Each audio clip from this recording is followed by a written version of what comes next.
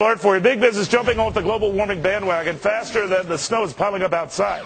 BP, Conoco, and Caterpillar all dropping out of this U.S. Climate Action Partnership. This coming a day after Donald Trump suggested that Al Gore should consider turning in his Nobel Prize. And the Donald himself telling me earlier that the companies probably saw the writing on the wall when ClimateGate first erupted. They probably see the email that was sent a couple of months ago by one of the leaders of global warming, the initiative, and, almost saying, I guess they're saying it's a con. And, they see things like that. They see the fact that in Washington, where I'm building a big development, nobody can move because we have 48 inches of snow. And the snow isn't melting because it's so cold. And in New York, we've had the coldest winter on record. And all over Europe, by the way, I have friends in Europe, they're freezing. It's so cold. It's never been colder. But Donald, I talked to a lot of the environmentalists and global warmers, whatever you call them, who have been saying, well, this is global warming. This is what happens. Well, the problem we have is that the world is also got to play the game. And we're scrubbing our coal, and we're doing all sorts of things that are making our products much more expensive and non-competitive. And places like China, do you think they scrub coal? Well, I doubt it.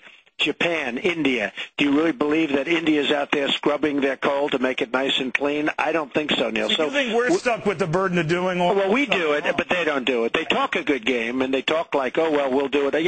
I watched as one of the big representatives from China was talking about global warming. And I know that underneath he's laughing because I know a lot of people, a lot of entrepreneurs and business people from China, they laugh at our stupidity as a country. Now, these companies that sort of said, all right, we're parting ways, Mr. President, do you think this is the beginning of a floodgate? Well, I do think so. I think that the memorandum or whatever it was that they found a few months ago was devastating by the leaders of the movement of global warming. I think that was devastating because that basically said, you people are a bunch of jerks to follow us, and we're just kidding. And I really think that was the beginning. And now, a lot of people like me have been saying this for a long time. We've been out. We've been watching. In 1928, they had a magazine cover, a major magazine, talking about global cooling. And it is. It's probably getting a little bit warmer. And then in a number of years or decades, it'll get a little bit cooler.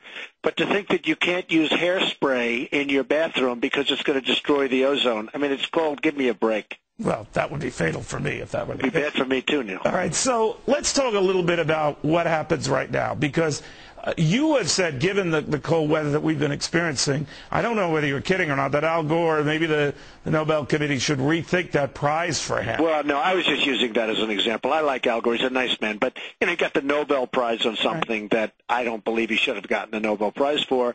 And I said that tongue-in-cheek. I said that sarcastically. And it was picked up as though it were. Obviously, you're not taking it back. But certainly, you just have to look at what's happening throughout the world. It's crazy.